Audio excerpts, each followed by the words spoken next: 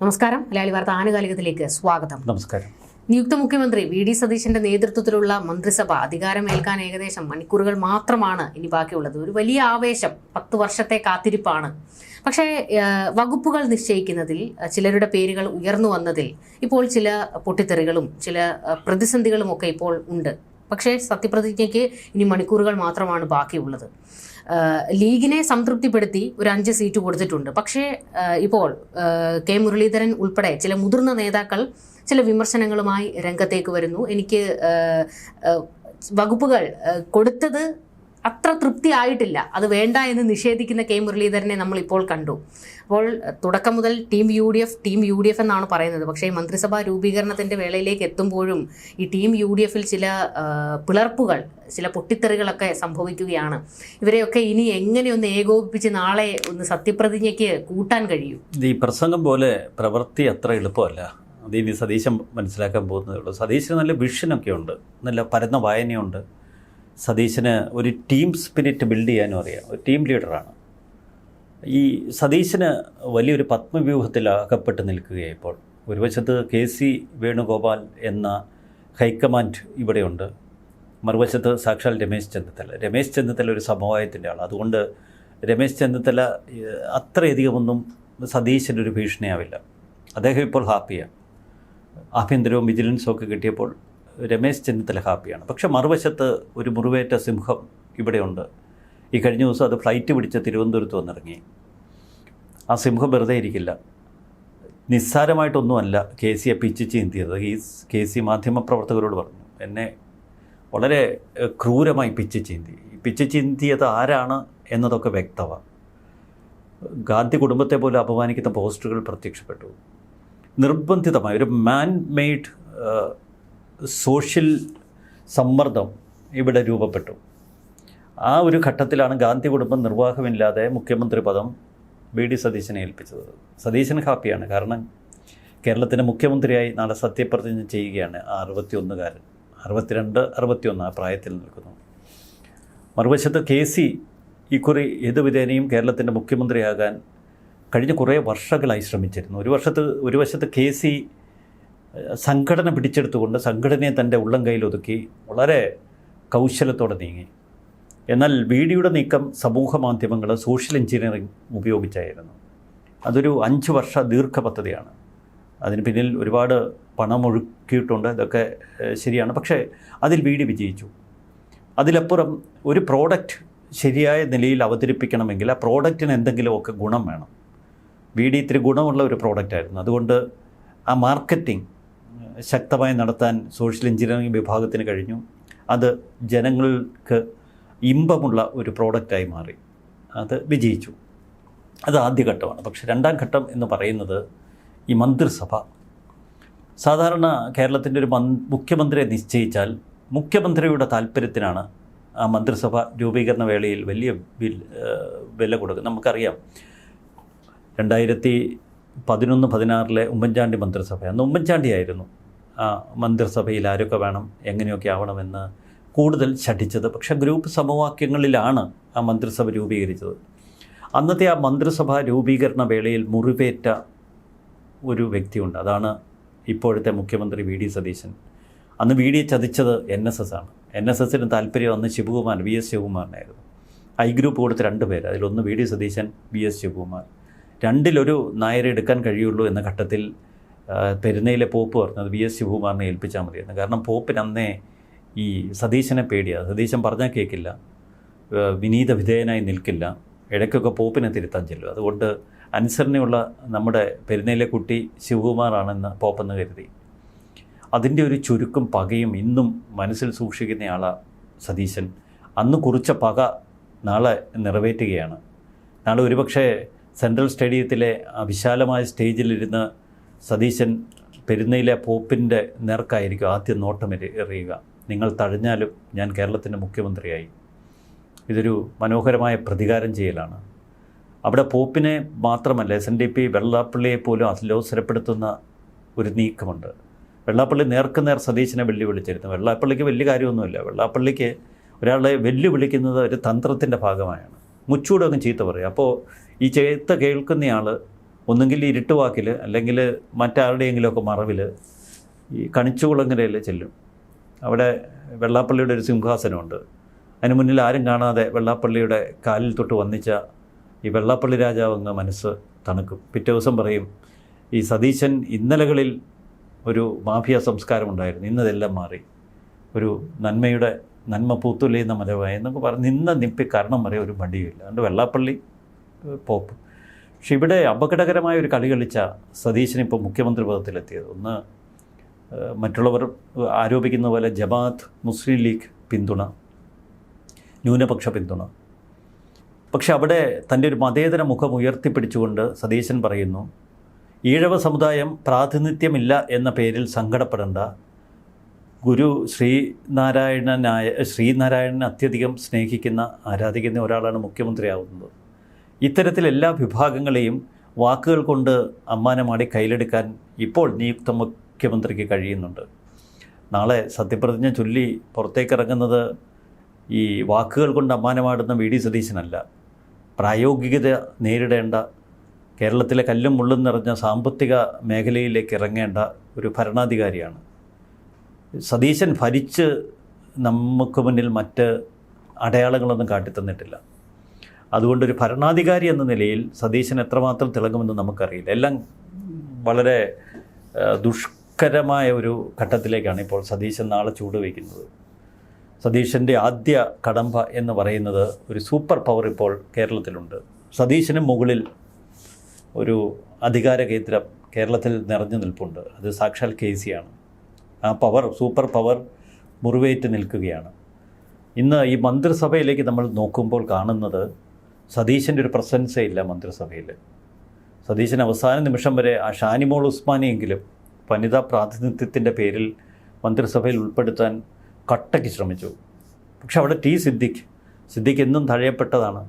ഒരു കാലഘട്ടത്തിൽ യൂത്ത് കോൺഗ്രസിൻ്റെ ശബ്ദമായിരുന്നു, പിന്നീട് കരുത്തിൻ്റെ ശബ്ദമായി മാറിയ സിദ്ദിഖ് പണ്ട് ഉമ്മൻചാണ്ടിയുടെ ഒരു വലങ്കൈയായിരുന്നു. ആ കാലഘട്ടത്തിൽ AK ആൻ്റണിക്ക് വലിയ കാര്യമായിരുന്നു. AK ആൻ്റണി ഒരു KSU യൂത്ത് കോൺഗ്രസ് സ്ഥലങ്ങളിലേറെ അടുത്ത് നിന്ന് കണ്ട ഒരു വ്യക്തിയാണ് സിദ്ദിഖ്.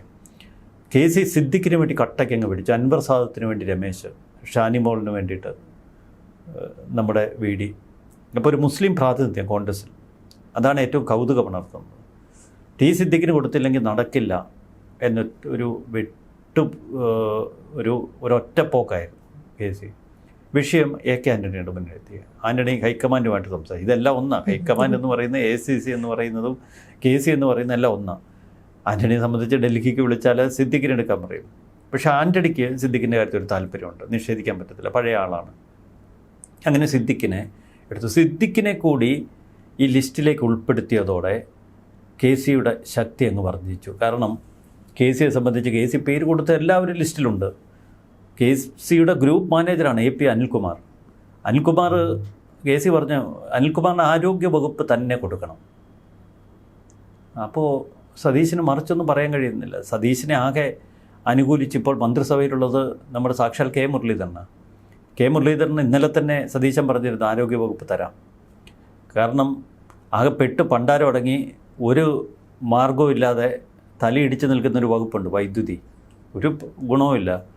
ആ വകുപ്പ് മുരളീധരൻ്റെ തലയ്ക്ക് വെച്ച് കൊടുക്കാനാണ് KC ശ്രമിച്ചത്.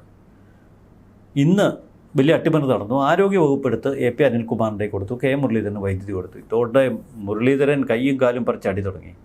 നമുക്കറിയാം 2011-16 കാലഘട്ടത്തിൽ അന്ന് UDF അധികാരത്തിൽ വന്നപ്പോൾ മുരളീധരൻ തൻ്റെ പ്രതിഷേധമൊക്കെ പ്രകടിപ്പിച്ചതാണ്. ഒരു ട്രെയിനെ കയറി നേരെ കോഴിക്കോടിന് പോയി എന്ന സത്യപ്രതിജ്ഞ നടക്കുന്ന ചടങ്ങിൻ്റെ സമയത്ത്. മുരളീധരൻ പലപ്പോഴും ഒരു നല്ല കാര്യം നടക്കുമ്പോൾ ഈ കെറുവിക്കുന്ന സ്വഭാവമുണ്ട്. ഇപ്പോൾ മുരളീധരൻ പറയുന്നത് എനിക്ക് വൈദ്യുതി വകുപ്പ് വേണ്ട, ഞാൻ മന്ത്രിയാകുന്നില്ല. ഇതൊരു അഡ്ജസ്റ്റ്മെൻറ്റാണ്. സതീശൻ വേണമല്ലോ തീരുമാനിക്കാൻ. മുരളീധരനോട് സതീശൻ പറഞ്ഞിട്ടുണ്ടാവും വകുപ്പ് വേണ്ട എന്ന് പറഞ്ഞ് കട്ടയ്ക്ക് നിന്നോ, നമുക്ക് മാർഗം ഉണ്ടാക്കാം. സീനിയർ നേതാവാണ് മുരളീധരൻ കൊടുക്കേണ്ടതാണ്. പക്ഷേ നമ്മൾ ഇതിലൊക്കെ കാണുന്നത് വലിയ ചക്കളത്തിൽ പോരാ, ഒട്ടും ചെറുതല്ല. ഓർക്കണം, KCയുടെ പക്ഷക്കാർക്കൊക്കെ കിട്ടിയ വകുപ്പുകൾ PC വിഷ്ണുനാഥിന് ടൂറിസം, സാംസ്കാരികം, ഉഗ്ര വകുപ്പുകളാണ്. M ലിജുവിന് എക്സൈസ്, സഹകരണം, അങ്ങനെ അതിശക്തമായ വകുപ്പുകളൊക്കെ KC പക്ഷത്തെത്തി. ബിന്ദുകൃഷ്ണൻ കിട്ടിയത് വനിത ശിശുക്ഷേമം. OJ ജനീഷ് എന്ന് പറഞ്ഞ youth Congress president Kodungallur. OJ ജനീഷിന് വലിയ പ്രതീക്ഷയൊന്നുമില്ലായിരുന്നു. പക്ഷേ അവസാന നിമിഷം KC പറഞ്ഞു ഒരു യൂത്ത് പ്രതിനിധി വേണം, വൈബ് വേണം. എന്തിനാ? സതീശനെ ഒന്ന് 62 ഉണ്ടെങ്കിലും സതീശൻ്റെ ഒരു യൂത്ത് ഒരു വൈബ് ഒന്ന് കളയണമല്ലോ. അങ്ങനെ യുവജനക്ഷേമം ജനീഷിന് അവിടെ വലിയൊരു ചതിവ് നടന്നു. കാരണം നമ്മുടെ BD പക്ഷക്കാരനായിരുന്നു ഉമ്മൻചാണ്ടിയുടെ മകന് ചാണ്ടി ഉമ്മൻ. പ്രത്യേകിച്ച് ഗ്രൂപ്പും പരിപാടിയൊന്നുമില്ല. അങ്ങനെ ഈ ജനവികാരം ഉൾക്കൊണ്ടൊക്കെ നടക്കുന്നത്. ഈ ചാണ്ടി ഉമ്മനോട് ഇക്കുറി ചെയ്തത് വലിയ ചെയ്ത്ത. കാരണം ചാണ്ടി ഉമ്മൻ ഫ്ലെക്സും പോസ്റ്ററും ഒന്നും ഇല്ലാതെ ആ മണ്ഡലത്തിൽ ചുവരെഴുത്തും സൈക്കിൾ യാത്രയായിട്ട് നടന്നു. നല്ല മാതൃകാപരമായി തെരഞ്ഞെടുപ്പ് പ്രചരണം നയിച്ച് 50,000-ൽ പരം വോട്ടിൻ്റെ ഭൂരിപക്ഷത്തിൽ ജയിച്ച മിട്ടുമിട്ടുക്കനാണ്. നമുക്കറിയാം ചാണ്ടി ഉമ്മൻ്റെ ഒട്ടനവധി പ്രത്യേകതകൾ. ചാണ്ടിക്ക് മന്ത്രിസ്ഥാനം ഉറപ്പ് എന്ന് കരുതിയതാണ്. ഏറ്റവും ഒടുവിൽ ചാണ്ടിയെ വെട്ടി. കാരണം ചാണ്ടി ഉമ്മന് സ്പോൺസർമാരില്ല. പിന്നീട് റോജിയം ജോണ്, ഉന്നത വിദ്യാഭ്യാസമാണ് റോജിയം ജോണിന് കിട്ടിയിരിക്കുന്നത്. ചെറിയ വകുപ്പൊന്നുമല്ല. അതുപോലെ IC ബാലകൃഷ്ണൻ നേരത്തെ തന്നെ KC പറഞ്ഞിരുന്നു അവിടെ KA തുളസി കൊടുക്കണമെന്ന്, ശ്രീകണ്ഠൻ്റെ ഭാര്യയ്ക്ക്. പക്ഷേ IC ബാലകൃഷ്ണന് വേണ്ടിയിട്ട് രമേശ് കട്ടയ്ക്ക് പിടിച്ചു. അവിടെയും വെട്ടി. ഏറ്റവും ഒടുവിൽ KA തുളസിക്ക് കൊടുത്തു. 2.5 വർഷം കഴിയുമ്പോൾ IC ബാലകൃഷ്ണന്. അപ്പോൾ ചുരുക്കത്തിൽ കോൺഗ്രസ്സിൽ വലിയ തമ്മിലടിയാണ് നമ്മൾ കാണുന്നത്. ഇത് വരും ദിവസങ്ങളിൽ കത്തിപ്പടരും. കയ്യും കാലും കെട്ടി എത്ര ദിവസം ഇങ്ങനെ സതീശന് ഇടാൻ പറ്റും? ടീം UDF എന്ന് പറയുമ്പോൾ, അല്ലെങ്കിൽ ടീം VDS എന്ന് പറയാൻ ആരാണ് ടീം VDSിലുള്ളത്? Team KC. അതിപ്പോൾ യാഥാർത്ഥ്യമായി.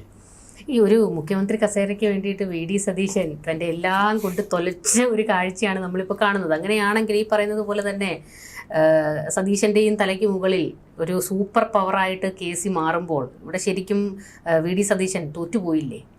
അല്ല, ഇവിടെയുള്ള തമാശ എന്താണെന്ന് വെച്ചാൽ നമുക്കറിയാം ഈ VD സതീശനെ സംബന്ധിച്ച് അദ്ദേഹത്തിൻ്റെ MLA-മാരില്ലായിരുന്നു. എല്ലാം കൂടി ഒരു 6 MLA-മാരുടെ പിന്തുണയുള്ളൂ. പക്ഷേ അവരെ ഇപ്പോൾ സഹായിക്കാൻ കഴിഞ്ഞില്ല. സതീശന് മുഖ്യമന്ത്രി ആയത് MLA-മാരുടെ പിന്തുണയിലല്ല, ജനങ്ങളുടെ പിന്തുണയിലാണ് എന്നുള്ളൊരു അഹംബോധമുണ്ട്.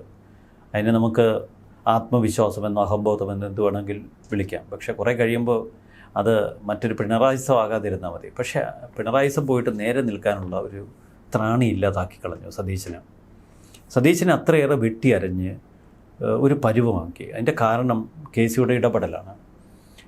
ഹൈക്കമാൻഡിൽ സമ്മർദ്ദം ചെലുത്തിയാണ് സതീശനൊക്കെ ഒരു മുഖ്യമന്ത്രിയായത്. അതുകൊണ്ട് തന്നെ ഹൈക്കമാൻഡിന് വലിയ ഒരു താല്പര്യമൊന്നും കാണില്ല. ഇവിടെ ശ്രദ്ധിക്കേണ്ട ഒരു പ്രശ്നമുണ്ട്. സതീശന് വലിയ വികാരം കൊടുത്ത ടീം UDF മറുവശത്ത് പൊടുകയോ. ഇന്നലെ ഷിബു ബേബി ജോണിന് ജലസേചന വകുപ്പ് സമ്മാനിച്ചിരുന്നു. ഇന്ന് P. ജോസഫുമായിട്ട് സംസാരിച്ചപ്പം KC പറഞ്ഞു, അല്ലെങ്കിൽ KCയുടെ നിർദ്ദേശമാണല്ലോ സണ്ണി ജോസഫ് KPCC പ്രസിഡന്റ്, നിങ്ങൾക്ക് ജലസേചനം തരാമെന്ന്. അപ്പോൾ സതീശൻ ഒന്ന് പറയുന്നു, KPCC പ്രസിഡന്റ് മറ്റൊന്ന് പറയുന്നു. ഇന്നലെ ജലസേചനം കൊടുത്ത് കൊല്ലത്തിന് പോയി നമ്മുടെ പാവൻ ഷിബു ബേബി ജോൺ. അദ്ദേഹം അവിടുത്തെ പരിപാടിയെല്ലാം കഴിഞ്ഞ് വൈകിട്ടേക്കും തിരിച്ചു വന്നപ്പോൾ ഇതാ ഒരു പേപ്പറിൽ ജലസേചനം അച്ചടിച്ചുകൊണ്ട് P. ജോസഫ് നിൽക്കുക. മോഹൻസിനും ജലസേചനം, ഷിബുവിന് സഹിക്കുമോ? അപ്പോൾ കൃഷി മതി എന്ന് പറഞ്ഞ കേരള കോൺഗ്രസ് ജോസഫ് വിഭാഗം ഒടുവിൽ ഒതുങ്ങി. ഇപ്പോൾ ജോസഫിനെ സംബന്ധിച്ച് വലിയൊരു പരീക്ഷണമായിരുന്നു. ജോസഫ് 2 മന്ത്രിസ്ഥാനത്തിന് വേണ്ടി കട്ടയ്ക്ക് പുറമേക്ക് പിടിച്ചു. പക്ഷേ ഉള്ളിൽ വലിയ പിടിയൊന്നും പിടിച്ചില്ല. കാരണം ജോസഫിൻ്റെ മകൻ അബു ഉണ്ട്, അബു ജോൺ ജോസഫിനെ മന്ത്രിയാക്കിയ വലിയ വിമർശനങ്ങൾക്കിട വരും. അവിടെ ഒരു സീനിയർ നേതാവ് നിൽപ്പുണ്ട് അവരുടെ പാർട്ടിയിൽ, തോമസ് ഉണ്ണിയാണ്, മോൻസിനേക്കാൾ സീനിയർ. ഈ ആദ്യമായിട്ട് വിജയിച്ച് വരുന്നയാളാണ് അബു ജോൺ ജോസഫ്, P. ജോസഫിൻ്റെ മകന് തൊടുപുഴയിൽ നിന്ന്. അബുവിനെ മന്ത്രിയാക്കിയ വലിയ വിവാദമാകും, ചർച്ചകൾ വരും. അത് അബുവിൻ്റെ ഭാവിയെ പോലും ബാധിക്കുമെന്ന് P. ജോസഫിന് മനസ്സിലായി. അതുകൊണ്ട് 2 മന്ത്രിസ്ഥാനം വേണ്ട, ഒരു ചീഫ് വിപ്പ് മതി എന്ന നിലപാടെടുത്തു. പക്ഷേ അതിലും ഇപ്പോൾ വലിയ വഴക്ക് പാർട്ടിയിൽ നടക്കുക. അത് തോമസ് ഉണ്ണിയാളിന് കൊടുക്കേണ്ടതാണ്. ഒരു റൈറ്റും ഇല്ല അബു ജോൺ ജോസഫിന്. P. ജോസഫിന് മകനായി എന്ന് മാത്രമേ ഉള്ളൂ. മക്കൾ രാഷ്ട്രീയം എന്നൊക്കെ പറഞ്ഞ് അധിക്ഷേപിക്കുമ്പോൾ അവരിലേക്ക് തന്നെ നോക്കണം. അതൊന്ന്. 2, ടീം UDF എന്ന് പറഞ്ഞ് ജേക്കബ് വിഭാഗത്തിലെ അനൂപ് ജേക്കബിൻ്റെ പണ്ട് ജേക്കബ് വിഭാഗത്തിന് 3 സീറ്റുണ്ടായിരുന്നു. പിന്നെ അത് 2ആയി, 1ആയി. കാലാകാലങ്ങളായി കോൺഗ്രസ് അവരുടെ സീറ്റെല്ലാം പിടിച്ചെടുത്തു. എന്നിട്ട് ഒറ്റ സീറ്റിൽ പിറവത്ത് നിന്ന് ജയിച്ചു. ഒരു ഘടകകക്ഷിയാണ്, തുടക്കം മുതലുള്ളവരാണ്. ശക്തമായ ഘടകകക്ഷി പ്രാതിനിധ്യമുണ്ട് അനൂപ് ജേക്കബിൻ്റെ ഭാഗത്ത് നിന്ന്. അപ്പോൾ ജയിച്ചു വന്നപ്പോൾ പറയാം ഒറ്റ MLA ഉള്ളതുകൊണ്ട് നിങ്ങൾക്ക് ടേം വ്യവസ്ഥ വെക്കാം. ഇത് പാലായിലെ മാനസികാപ്പനുമായിട്ട്. മാനസികാപ്പൻ എന്തോന്ന് പാർട്ടി, അത് ഒരു പാലായിൽ ഒരു പ്രത്യേക സാഹചര്യത്തിൽ ജയിച്ചു വന്നതാണ്. പക്ഷെ അവിടെ ചെന്നപ്പോൾ നമ്മുടെ സതീശനൊരു തട്ട് കെട്ടിയായിരുന്നു ഈ പാലായിൽ പ്രചരണത്തിനിടയിൽ. കുടിവെച്ച കാറിൽ ഞങ്ങൾ വിജയിച്ച് മാനസി കാപ്പനിങ് വരുമെന്ന്. അപ്പോൾ ആ കുടിവെച്ച കാറ് കൊടുക്കാൻ ഉത്തരവാദിത്വമില്ലേ? ഇതുപോലെ പ്രസംഗിക്കാൻ എളുപ്പമുണ്ട്, ഇതൊക്കെ പ്രായോഗികതയിൽ വരുമ്പോഴാണ് പ്രശ്നം. അതാണ് മാണിച്ചിരി ഇവിടെ നിന്ന് പറയുന്നത്, എന്തോന്ന് വർത്താനാണ് പറയുന്നത്, പാലായിൽ നിന്ന് പ്രസംഗിച്ച് ഓർക്കണം. പാലായിൽ നിന്ന് ജനങ്ങൾക്ക് മുന്നിൽ പ്രഖ്യാപിച്ച സതീശൻ എനിക്ക് മന്ത്രിസ്ഥാനം തരണം, മുഴുവൻ ടേം തരണമെന്ന് പറഞ്ഞ് വാശി പിടിച്ചു. ഒടുവിൽ അര ടൈം കൊടുക്കാമെന്ന് പറഞ്ഞ് അതും പൊളിഞ്ഞു. അനൂപിന് മുഴുവൻ ടൈമും കൊടുക്കേണ്ടി വന്നു. മാനസി കാപ്പനോട് പറഞ്ഞു ഡെപ്യൂട്ടി സ്പീക്കർ തരാമെന്ന്. എനിക്ക് വേണ്ട, രാവിലെ വലിയ ബഹളം. അപ്പോഴാണ് ഷാനിമോൾ ഉസ്മാൻ്റെ പ്രശ്നം വന്നത്. അപ്പോൾ KPCC പ്രസിഡന്റ് പറഞ്ഞു ഷാനിമോളിന് ഡെപ്യൂട്ടി സ്പീക്കർ കൊടുക്കാൻ, അതും സ്വാഹ. അങ്ങനെ മുറിവേറ്റ് നിൽക്കുന്നൊരു കഥാപാത്രമായിട്ട് മാനസി കാപ്പനുണ്ട്. മറുവശത്ത് ഷിബു ബേബി ജോണിനെ കൊടുത്ത വകുപ്പ് തിരിച്ചു പിടിക്കാൻ നോക്കുന്നു. PJ ജോസഫിന് സർവത്ര മകനെ തിരികെ കയറ്റാനുള്ള തന്ത്രങ്ങളുമായിട്ട് PJ ജോസഫ് നിൽക്കുന്നു. ഇതിനേക്കാളൊക്കെ വലിയ ഒരു സിംഹക്കൂട് ആയിട്ട് വന്ന് നമ്മുടെ കുഞ്ഞാലിക്കുട്ടിയും പാണക്കാട് തങ്ങളുടെയാണ്. ഞങ്ങൾക്ക് 5 സിംഹങ്ങളെ വേണം, 1, 2 ഒന്നും പോരാ. 22 MLA-മാരുണ്ട് എന്നതിൻ്റെ പേരിൽ പിടിച്ചു വാങ്ങിയത് ഒരു മര്യാദയില്ലാതെയാണ് എന്ന് കോൺഗ്രസ്സുകാർ പറയുന്നുണ്ട്. 5 മന്ത്രിമാർ, 5 മന്ത്രിമാരെ കിട്ടിയിട്ടും അവിടെ അടിയാണ്. അത് അവരുടെ ഒരു പ്രശ്നം, അവരുടെ ആഭ്യന്തര പ്രശ്നം. പക്ഷേ ഇതിന് വലിയ വില ബീഡി കൊടുക്കേണ്ടി വരും. കാരണം ഇന്ന് വെള്ളാപ്പള്ളി യോഗദാനത്തിലൊരു താങ്ങിയിട്ടുണ്ട് എഡിറ്റോറിയൽ. അത് കത്തിക്കയറുന്ന വിഷയമാണ്. ഇതെല്ലാം നോക്കിക്കണ്ട് നിസ്സഹായരായ ഒരു വലിയ വിഭാഗം ഇവിടെ നിൽപ്പുണ്ട്. അവരുടെ പ്രതികരണം ഇപ്പോഴല്ല വരുന്നത്. ഇത് ഈ പുതുമോടിയാണ്, ഇത് ഹണിമൂണാണ്. ഹണിമൂണൊക്കെ 3-4 ദിവസം കഴിയുമ്പോൾ അടിച്ചു പിരിയും. ഇത് കഴിഞ്ഞാൽ പല കോണുകളിൽ നിന്ന് പലവിധ വിമർശനങ്ങൾ വരും. ഇവിടെ സൂക്ഷ്മത പുലർത്തണം. സതീശനെ നമ്മൾ കുറ്റപ്പെടുത്തുകയോ സതീശനെ കൊച്ചായി കാണുമെന്ന് ചെയ്യുന്നില്ല. സതീശൻ മിട്ടുമിട്ടുക്കനാണ്, ഒരു പ്രശ്നവുമില്ല. പക്ഷേ സതീശൻ അകപ്പെട്ടിരിക്കുന്ന പത്മവ്യൂഹം അത്ര ചെറുതല്ല. ഈ മന്ത്രിസഭയുടെ ഒരു പുറംമൂടിയൊക്കെ ഉണ്ടാവാം, പക്ഷെ കുറച്ച് കഴിയുമ്പോൾ എത്രത്തോളം ഈ മന്ത്രിസഭയെ നിയന്ത്രിക്കാൻ സതീശന് കഴിയും? പിണറായി സത്തെ നമ്മൾ അപമാനിക്കുമ്പോഴും പരിഹസിക്കുമ്പോഴും പിണറായിയുടെ മുന്നിൽ മുരടനക്കാൻ ഭയപ്പെടുന്ന ഒരു മന്ത്രിക്കൂട്ടമായിരുന്നുള്ളത്. ക്യാബിനറ്റിൽ പിണറായി പറഞ്ഞാൽ തിരുവായിക്ക് എതിർവായില്ല. ഇവിടെ സതീശൻ എന്ത് പറഞ്ഞാലും ഇരിക്കുക CM എന്ന് പറഞ്ഞ് AP അനിൽകുമാറിനെ പോലുള്ളവർ സതീശനെ വിരട്ടിക്കളയും. ഏറ്റവും വലിയൊരു പ്രശ്നമുണ്ട്, ആഭ്യന്തരവും വിജിലൻസും ചെന്നിത്തലയുടെ കയ്യിലാണ്. അപ്പോൾ സതീശനെ ഇടിക്കൂട്ടിൽ കയറ്റി, സതീശന് ഇതുപോലെ ഇടിക്കൂടി കയറുമെന്ന് നമ്മളാരും കരുതിയില്ല. ഇപ്പോൾ മുഖ്യമന്ത്രിയാണ്, പക്ഷേ സതീശന് ഇത് മതി. ഇപ്പോൾ സതീശന് ഒരു ജനകീയ മുഖ്യമന്ത്രിയായി കേരളത്തിൽ അങ്ങോട്ടും ഇങ്ങോട്ടും ഒന്ന് നടക്കുക, വലിയൊരു താരമൂല്യമുണ്ട് സതീശന്. ആൾ സുന്ദരനൊക്കെയാണ്, പിന്നെ നല്ല പ്രസംഗമാണ്, ജനകീയനാണ്. സതീശനെ സംബന്ധിച്ച് കുറേ അനുഭവങ്ങളൊക്കെ ഉള്ളതുകൊണ്ട് ഇനി അബദ്ധത്തിലൊന്നും ചെന്ന് ചാടില്ല. മാങ്ങൂട്ടൊക്കെ കൂട്ടിക്കയറിയിരിക്കുന്ന പരുവത്തിലായതുകൊണ്ട് ഒരുപാട് അനുഭവങ്ങളുമുണ്ട്. ഇനി സതീശൻ്റെ പക്ഷെ ഒരു കാഴ്ചപ്പാടുണ്ട്. സതീശനെ സംബന്ധിച്ച് ധനകാര്യ വകുപ്പ് അതുകൊണ്ടാണ് എടുത്തത്. വലിയൊരു പരീക്ഷണമാണ്. UDF ആദ്യം ചെയ്യാൻ പോകുന്ന ഇവിടുത്തെ പൊതുമേഖലാ സ്ഥാപനങ്ങളൊക്കെ വിറ്റഴിക്കലാണ് എന്ന് അവരുടെ അണിയറ സംസാരം വരുന്നു. അതിലൂടെ ഒരു 50-60,000 കോടി രൂപ സംഘടിപ്പിച്ച് അത് ഇവരുടെ വാഗ്ദാനങ്ങൾ നിറവേറ്റാൻ ഉപയോഗിക്കുക. അത്തരമൊരു റീസ്ട്രക്ചറിങ് നമ്മുടെ കേരളത്തിൽ വരുത്തിയാൽ അത് ഒരു പക്ഷേ ഈ ഭരണ തുടർച്ചയിൽ ചെന്നെത്തും എന്ന കണക്കൂട്ടില്ല സതീശൻ. 5 വർഷമല്ല 10 വർഷം. അതുകൊണ്ടാണ് ഒരു 10 പതിറ്റാണ്ട് കണക്കൂട്ടിയാണ് നീങ്ങുന്നത്.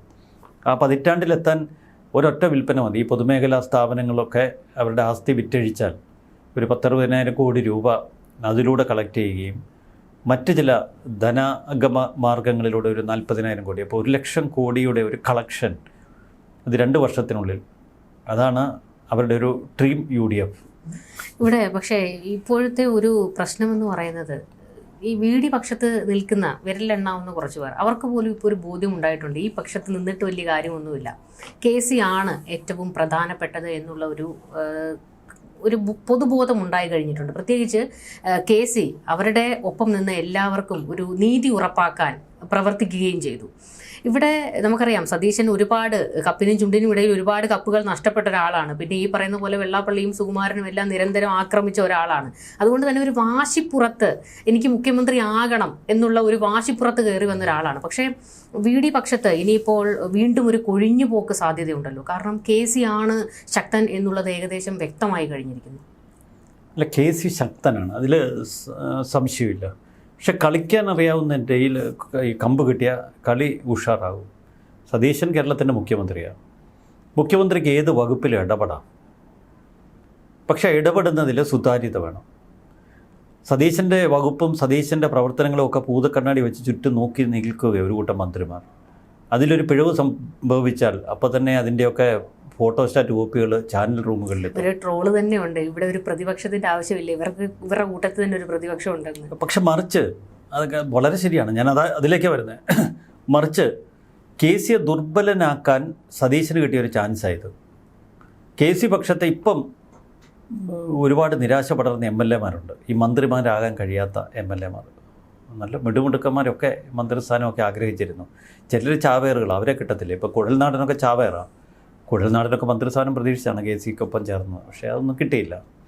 പക്ഷെ മന്ത്രിസ്ഥാനം കിട്ടാത്ത നിരാശ ബാധിച്ച ഒരു കൂട്ടം MLA മാരെ തൻ്റെ പക്ഷത്തേക്ക് കൂട്ടിക്കൊണ്ടുവരാൻ സതീശന് കഴിഞ്ഞേക്കാം. പക്ഷേ സതീശന് അത്തരമൊരു നീക്കം നടക്കണമെങ്കിൽ ഇപ്പോൾ KPCC പ്രസിഡന്റ് എന്തായാലും സണ്ണി ജോസഫിനെ മാറ്റണം മന്ത്രി ആയ നിലയ്ക്ക്. ഈ നല്ലൊരു KPCC പ്രസിഡൻറ്റിനെ കിട്ടിയാൽ അതൊരു മുഖ്യമന്ത്രി KPCC പ്രസിഡന്റ് കോംബോ ഡെവലപ്പ് ചെയ്ത് വന്നാൽ ആ പക്ഷത്തേക്ക് കൂടുതൽ MLA മാരെ ആകർഷിക്കാൻ സതീശന് കഴിഞ്ഞേക്കാം.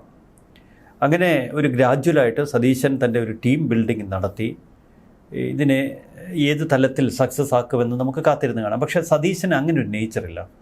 സതീശന് തനിക്കൊപ്പം ഒരു ടീമിനെ ഡെവലപ്പ് ചെയ്യാനുള്ള ഒരു സ്കിൽ എത്രമാത്രം ഉണ്ടെന്നൊരു സംശയമുണ്ട്. അങ്ങനെ ഒരു സ്കില്ലുണ്ടായിരുന്നെങ്കിൽ സതീശനൊപ്പം ഒരു 10-20 ചാവേർ MLA മാരിപ്പോൾ കണ്ടേനെ. അത് സതീശന് ആത്മപരിശോധന നടത്തണം. എന്തുകൊണ്ടാണ് സതീശനൊപ്പം MLA മാർ നിൽക്കാത്തതെന്ന്. രമേശ് ചെന്നിത്തലയ്ക്കൊപ്പം MLA മാർ നിന്നില്ല എന്ന് പറയുന്നതിൽ വലിയ അതിശയോക്തിയില്ല. കാരണം 5 വർഷമായിട്ട് ഒരു പദവിയില്ല. പ്രവർത്തക സമിതിയിൽ പോലും ഒരു ക്ഷണിതാവാണ്. ശശി തരൂർ പോലും സ്ഥിരാംഗമാണ് ഹൈക്കമാൻഡിൻ്റെ പ്രവർത്തക സമിതിയിൽ. പക്ഷേ രമേശിന് പ്രത്യേകിച്ച് പദവികളൊന്നും ഇല്ല എങ്കിലും ബന്ധങ്ങളിൽ പുള്ളി നിലനിന്നു. പിന്നീട് പുള്ളിയുടെ പ്രായം ഒരു ഘടകമാണ്. പണ്ടത്തെ പോലെ ഓടി നടക്കാനൊന്നും ഒരു പക്ഷേ അത്ര കണ്ട് പറ്റി എന്ന് വരത്തില്ല. എങ്കിലും രമേശിനൊപ്പം പോലും ഇപ്പോൾ 8-9 MLA മാരുണ്ടായിരുന്നു. അത്രയില്ല VDക്കൊപ്പം. അവിടെ ഡൽഹി സ്വാധീനം കൊണ്ടാണെങ്കിലും KC വലിയ തോതിൽ പിന്തുണ ആർജിച്ചിരുന്നു. അത് കണക്കൂട്ടി കളിച്ചതാണ്. ആ കണക്കൂട്ടി കളിച്ചതൊക്കെ വെറുതെ. കാരണം കേരളത്തിലെ ജനങ്ങൾ, പത്രങ്ങൾ, മാധ്യമങ്ങൾ, ചാനലുകൾ ഇതെല്ലാം കൂടെ കട്ടക്കി തന്നു. അതിൻ്റെ കാരണം ഇവിടെ മാൻമെയ്ഡ് ആയിട്ടുള്ള ഒരു ക്യാമ്പയിൻ സക്സസ് ആയതാണ്.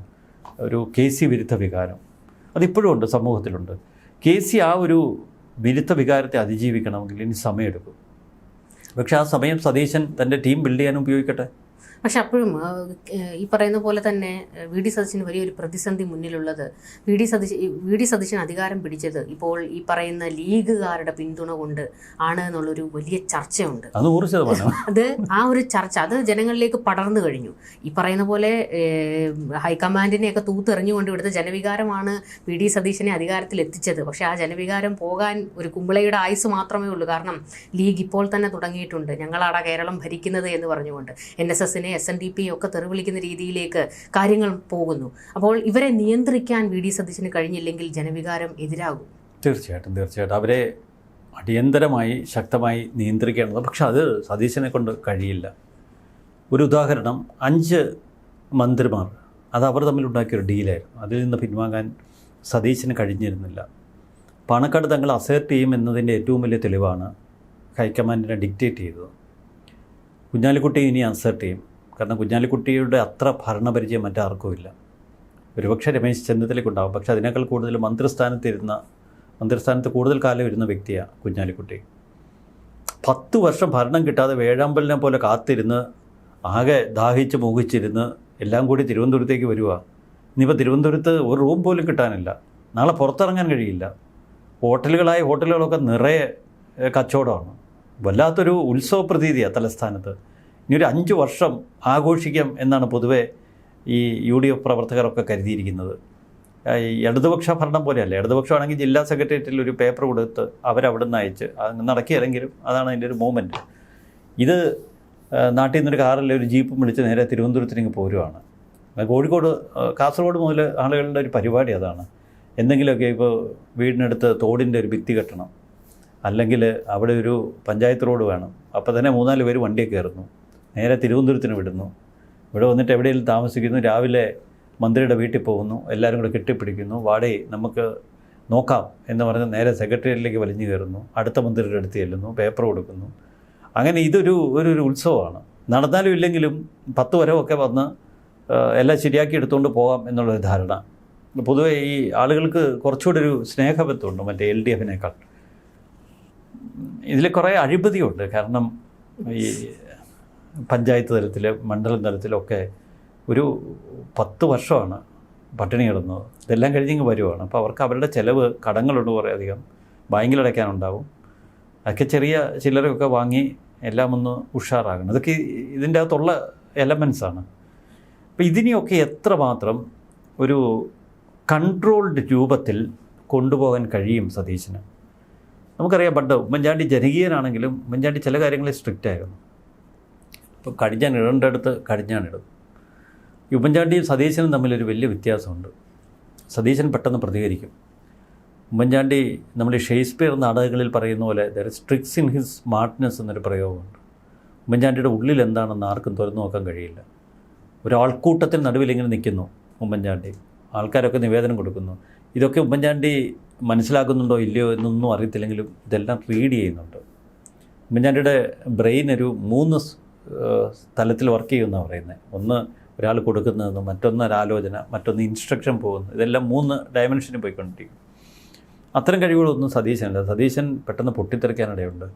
ഈ പിണറായിക്ക് പറ്റുന്ന പല അബദ്ധങ്ങളും സതീശനും സംഭവിക്കാനുള്ള സാധ്യതകളുണ്ട്. ഈ ഒരു ആൾക്കൂട്ടം ഇങ്ങനെ ആർത്തലച്ച് വരിക തലസ്ഥാനത്തേക്ക്. പണ്ടത്തെ പോലെയൊന്നുമല്ല. ഈ ആൾക്കൂട്ടത്തെ എത്രമാത്രം ഒരു കൺട്രോൾഡ് ഫോർമാറ്റിൽ കൊണ്ടുപോകാൻ സതീശന് കഴിയും? ഈ ആൾക്കൂട്ടം പലപ്പോഴും അലോസരം ഉണ്ടാക്കും. ഈ ആൾക്കൂട്ടം അഴിമതികൾക്ക് കാരണമാകും. അതിനെയൊക്കെ എങ്ങനെ നിയന്ത്രിക്കും? എങ്ങനെ ഇതിനെയൊക്കെ സുഗമമായി കൊണ്ടുപോകും? ഇത്തരം ചോദ്യങ്ങൾ ബാക്കിയാണ്. തുടക്കം തന്നെ ഭയപ്പെടുത്തുന്ന പോർവിളികളിലാണ് ഇപ്പോൾ തുടക്കം. ഘടകകക്ഷികൾക്കിടയിൽ പ്രശ്നം. സത്യപ്രതിജ്ഞ കഴിഞ്ഞ് പുറത്തേക്ക് ഇറക്കുന്ന സതീശനെ സംബന്ധിച്ച് ഈ ചാനൽ ക്യാമറകളുടെ പളപളപ്പും ഈ ഫോളോ അപ്പൊക്കെ ഒരാഴ്ചയല്ല 2 ആഴ്ച നിൽക്കുകയുള്ളൂ. അത് കഴിഞ്ഞ് സതീശൻ്റെ നെഗറ്റീവ്സിലേക്ക് ക്യാമറ തിരിയും.